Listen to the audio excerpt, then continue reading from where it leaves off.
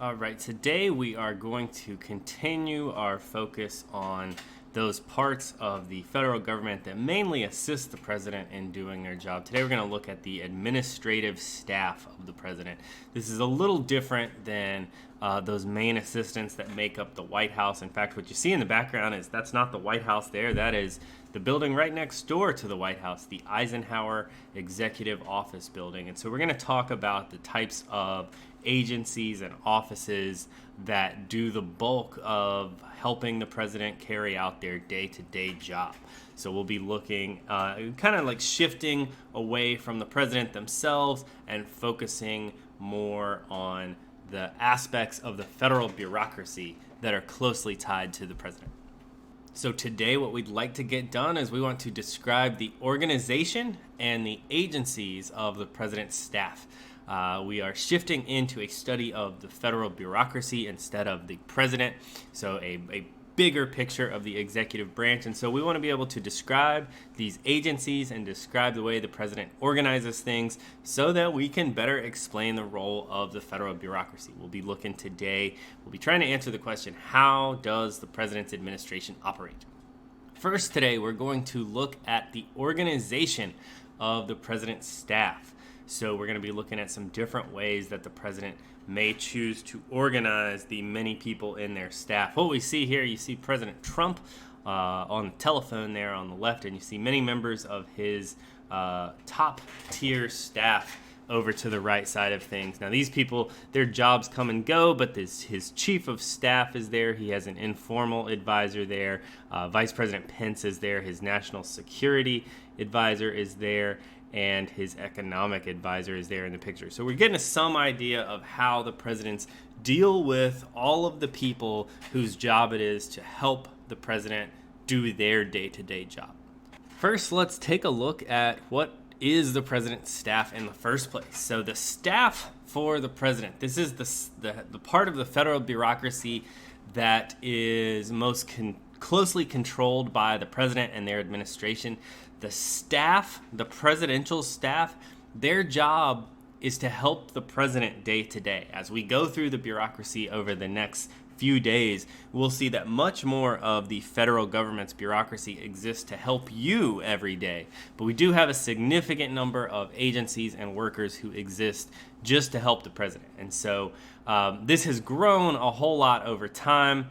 This was not even really like official jobs. The president had advisors and secretaries and all this kind of stuff, but those weren't even paid jobs until the late 1800s. Secret Service was not even a thing until the McKinley assassination, which was like the year 1900. So we had several presidents assassinated before we even thought that maybe we should have security staff for the president all the time. But today, the White House staff is made up of hundreds and hundreds of people, and there are going to need to be, the president is both a government worker and a political figure. And so the president has a staff for the White House for the jobs that are about the government. And then they have to have a totally separate staff that runs like their campaign and treats them like a political candidate when they're like looking for re-election and things like that. So the president has a huge staff now. When you have hundreds of people working for you, a big difference in how things are going to run is going to be based on how we organize all of that staff. So we're going to look at three main ways of organizing the staff today. These come with some different names, but we're going to mostly focus on the hierarchical organization, or like a pyramid style, a circular organization, or what's sometimes called like a wheel and spokes, and finally we'll look quickly at the ad hoc structure. First up, the most orderly, often one of the most successful ways to organize the staff is what we call a hierarchical structure, or a pyramid-style organization structure, where all of the different assistants and workers are going to report to direct superiors through a chain of command. There will be a lot of people like working, but not that many people that have direct communication with the highest advisors, and very few people have direct communication with the president here. So this is a really orderly way of controlling the flow of information and of decision making. This takes the president away from something. So like the president is isolated a lot from different steps in the decision making process, and the president gets to focus more on, making big picture decisions and things like that. And in a pyramid style structure or a hierarchical structure, The chief of staff is at the top of that structure. So the chief of staff is going to have a whole lot of power in this type of organizational structure. So they're going to be a lot more of what we had described them a couple days ago as a gatekeeper. They control what information gets to the president, what people and what ideas get to the president. And so this, for a president with a big staff, and especially a president that has experience in government, this is usually how they do things. This is the easiest way for the president to deal with a big staff. In the picture there, you see President Obama and Vice President Biden. They're speaking directly to the chief of staff there. So the chief of staff would be the main person in contact with the president all the time. So the president is going to make decisions and have ideas about what their staff is doing based on what the chief of staff tells them. Another way of doing things is called the circular structure, or sometimes it's called the wheel and spoke system. This is organized like the spokes on a bicycle tire. You have the center, which would be the president, and then you have all sorts of lines coming out in all directions here. So this describes an organization system where the president wants a lot of contact from a lot of different people.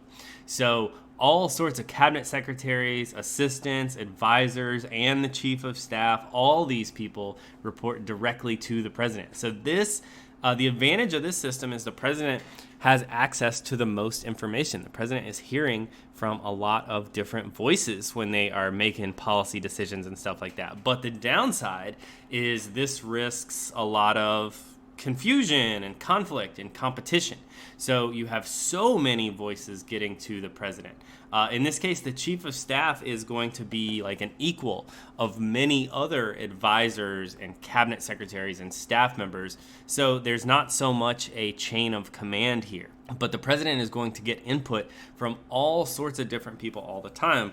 But this is also a little confusing and, can be a little disorganized. So we see this structure happen a lot with presidents who are like outsiders to Washington. Like Donald Trump has definitely used this type of structure. He's got all types of advisors dealing with him. In the picture here, you see President Trump talking to his Secretary of Defense and his national security advisor. His chief of staff is actually hidden behind the two of them there. But this was also used by like Jimmy Carter, who was like a small governor from Georgia. So like new people get into office and they want to try to do things differently. And sometimes it works well and sometimes it's a little chaotic.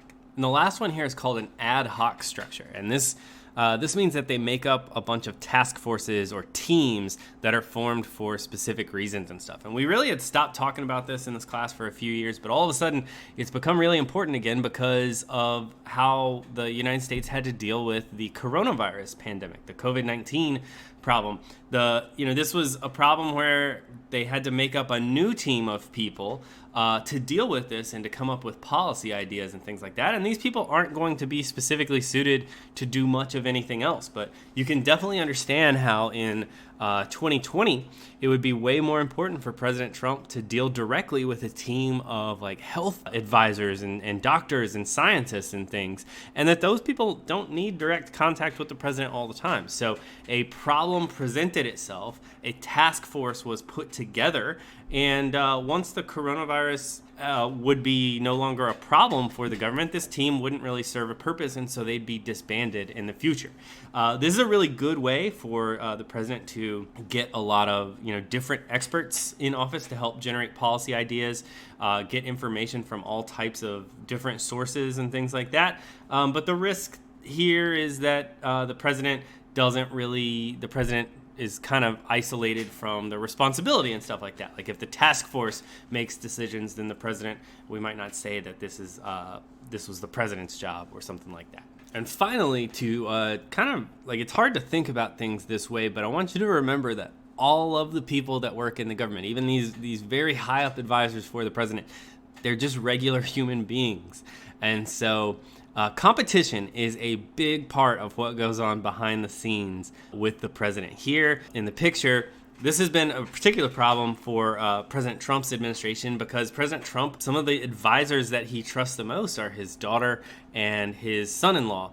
So you see his son-in-law, Jared Kushner, talking to him right there. Now, these people don't really have a lot of government experience or expertise in different things, but these are the advisors the president trusts the most. And so competition is an important part of a presidential staff. Like, there are rivalries and there's jealousy among all the different people who interact with the president. So there's going to be competition among the staff over like who actually gets to have a meeting with the president and who doesn't. Like, there's competition about who gets to communicate with the president versus who has to communicate with the chief of staff or with a particular advisor and all this kind of stuff. And those people that are closest to the president are going to have the most influence. They're going to have a role as gatekeepers. They'll control what information gets to the president and all that. But it is just important to remember that these are regular human beings that might not necessarily like everyone that they work with, or might not necessarily work well with everyone. And so even though the president puts together a team to help them make decisions, we want to keep in mind that the individual members of the team, they might have problems with each other or cause problems with each other. And so that's another important part of the president's closest staff there. All right, so this is really kind of the last group of people where we're focusing mainly on the president. We're about to shift over and start to look at some of the president's executive offices, and this is going to help us shift into more of what the federal bureaucracy does, as these are more going to be experts that keep their job for a long time through many presidents and things like that. But we've looked at how the president organizes their own staffs to help them make decisions. Now we're going to look at those agencies and organizations that do the day-to-day work for the president.